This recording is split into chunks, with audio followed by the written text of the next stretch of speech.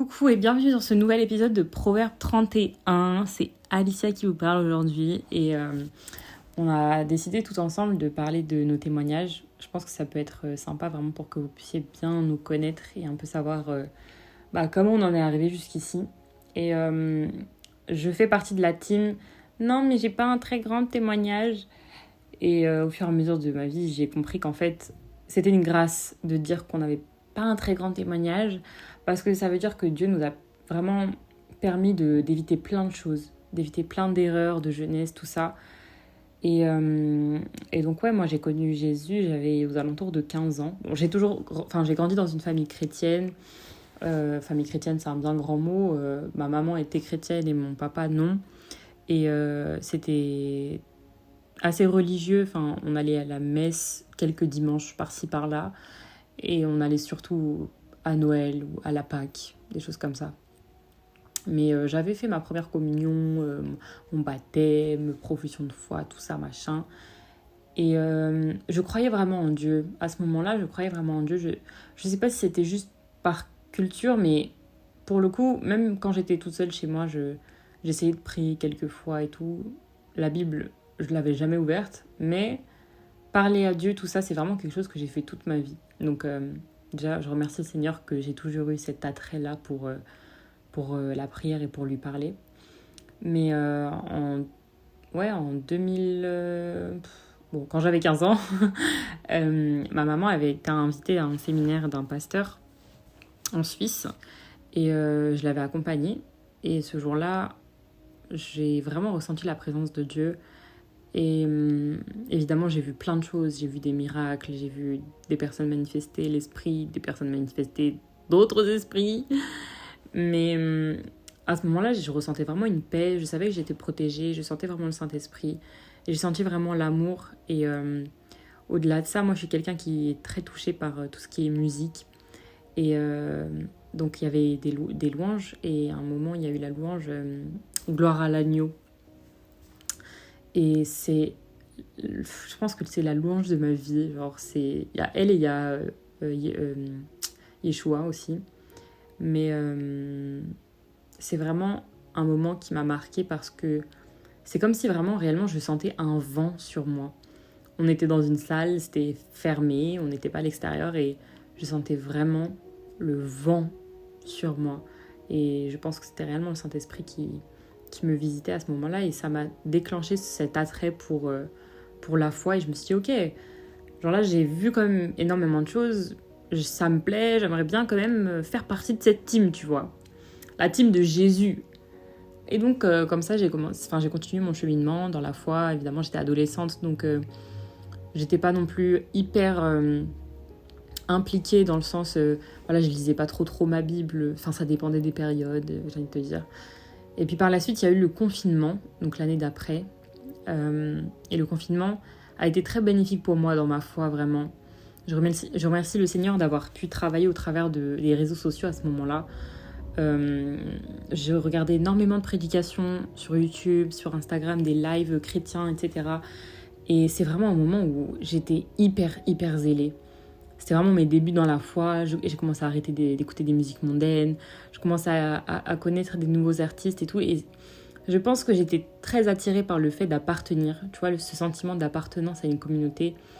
Quand t'es jeune, je pense que tu cherches forcément une espèce de communauté à laquelle te rattacher. Et Dieu merci, j'étais très attirée par la foi et par ce monde chrétien-là. Et donc, j'ai commencé un petit peu à m'attacher à Christ, à faire mon petit cheminement avec Christ. Mais ce qui me ralentissait énormément, c'était la paresse. J'étais quelqu'un de très paresseuse, je procrastinais énormément. Et sans vous mentir, c'est encore quelque chose avec laquelle je lutte.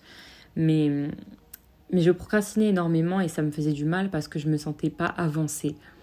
J'étais dans l'adolescence, mais l'adolescence, ça passe très vite. Ça passe très vite et je voyais mon âge avancer.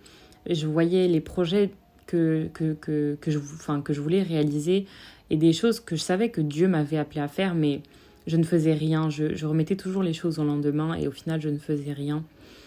Donc je pense que je me suis sentie un petit peu coupable Et je suis restée un peu dans ce cercle vicieux-là de se sentir coupable et donc de ne plus rien faire. Et par la suite de ce confinement, je me suis dit qu'il fallait que je me trouve une église. Donc j'ai trouvé une église et ça m'a permis de continuer dans cette quête, tu vois, de recherche d'appartenance à une communauté, d'essayer de me trouver des frères et sœurs en Christ. Et ça aide énormément d'être entourée et ça m'a fait grandir. Cette église m'a vraiment fait grandir, m'a vraiment enseigné sur les bases de la foi. C'est là-bas que je me suis baptisée aussi. Et j'étais encore dans une phase où la procrastination, c'était mon deuxième prénom. Mais là, c'était un moment où j'arrivais en terminale, il me semble, et j'allais passer mon bac. Et je me suis dit, bon, normalement, mon bac, je l'ai, parce qu'en soi, j'étais une bonne élève. Mais je me suis dit, c'est peut-être le moment d'utiliser Dieu à bon escient. Là. C'est peut-être le moment d'être sérieuse avec lui, parce que, voilà, je veux... Tu vois, c'était vraiment... j'allais dire rechercher, mais c'est pas rechercher le mot, mais c'était vraiment par intérêt en soi. Oui, bon, là... vas-y, mon âge, il commence à devenir un peu trop sérieux. Je pense qu'il va falloir que je reste focus sur Jésus, tu vois. Et j'ai vraiment essayé de bâtir mon intimité avec lui parce que, au-delà de lire la Bible, au-delà d'avoir des connaissances de la parole, etc., je voulais vraiment avoir une relation intime avec lui. Et c'est quelque chose que j'ai essayé de créer depuis des années maintenant. Et je pense que j'ai une relation un petit peu particulière avec Dieu parfois parce que c'est tellement mon meilleur ami que je lui raconte tout et que je lui parle vraiment comme si c'était mon meilleur ami parce que ça l'est. Et c'est quelque chose que j'ai vraiment développé pendant ces années-là. Et ce n'est que très récemment que je me suis rendu compte que ma conversion à Jésus, elle avait été faite au travers d'émotions, au travers de l'intellectuel, tu vois. On nous dit de servir Dieu, d'aimer Dieu, de le louer en esprit et en vérité.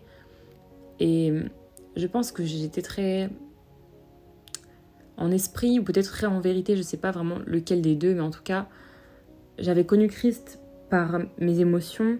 J'avais donné ma vie aussi un peu par intérêt parce que Jésus m'avait fait du bien. Parfois, on donne nos vies à Jésus parce que Jésus nous fait du bien. Mais ce n'est que plus tard que tu te rends compte que pour suivre le Christ, il faut porter sa croix. Et porter sa croix, ça veut dire porter les douleurs, porter les souffrances. C'est mourir avec Christ et ressusciter avec lui. Et je pense que c'est quelque chose que j'ai compris que très, très tard dans ma conversion. Et il faut passer par cette étape-là du brisement.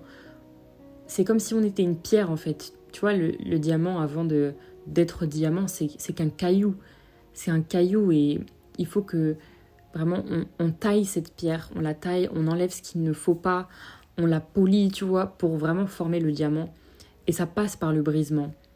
Et ça peut être une période compliquée à vivre parce que tu te rends compte de plein de choses. Tu prends conscience réellement de qui est Jésus, de ce qu'il a fait et de ce que ça implique de le suivre. Parce que c'est pas tout beau, tout rose en fait. C'est pas tout beau, tout rose. Même si c'est la meilleure vie qu'on peut t'offrir et que c'est surtout pour la vie éternelle, c'est pas quelque chose de simple d'être chrétien. Faut être dans la sanctification, faut réussir à se sanctifier, faut réussir à ne pas compter sur ses propres forces, mais compter sur la force de Christ. Et c'est que des choses comme ça, voilà, qui commençaient à se révéler à moi.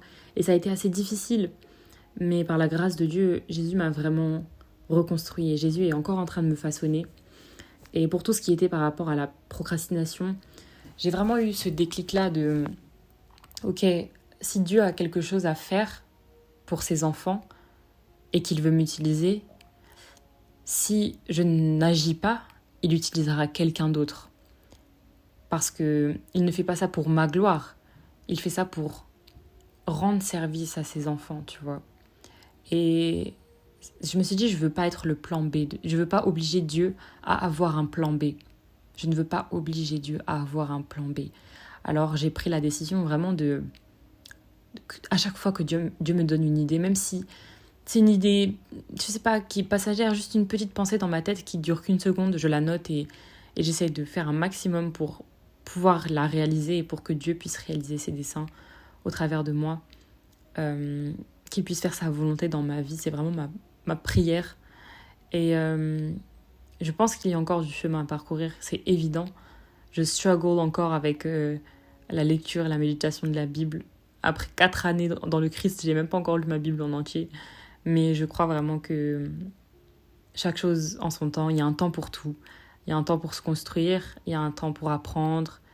Et je crois que maintenant, c'est le temps d'apprendre. Je pense que Jésus a déjà bâti énormément de choses en moi pendant ces années. Et je rends grâce à Dieu parce que le connaître aussi jeune, ça m'a évité tellement de choses. Ça m'a évité de tomber dans des choses que les adolescents tombent au quotidien dans le monde. Et je rends vraiment grâce à Dieu. Et si je peux terminer cet épisode de podcast en disant quelque chose, c'est que vraiment, Dieu veut ta jeunesse au final. Il peut utiliser n'importe qui en fait. Ne crois pas que tu n'es pas assez bien, ne crois pas que tu n'as pas assez de dons ou de talents parce que Dieu appelle, il n'appelle pas les qualifiés, il qualifie ceux qu'il appelle.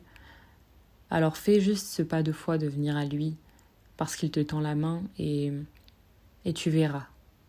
Tu verras. Toi-même un jour tu témoigneras. Voilà. J'espère que ce petit épisode vous aura plu et on se dit à très bientôt.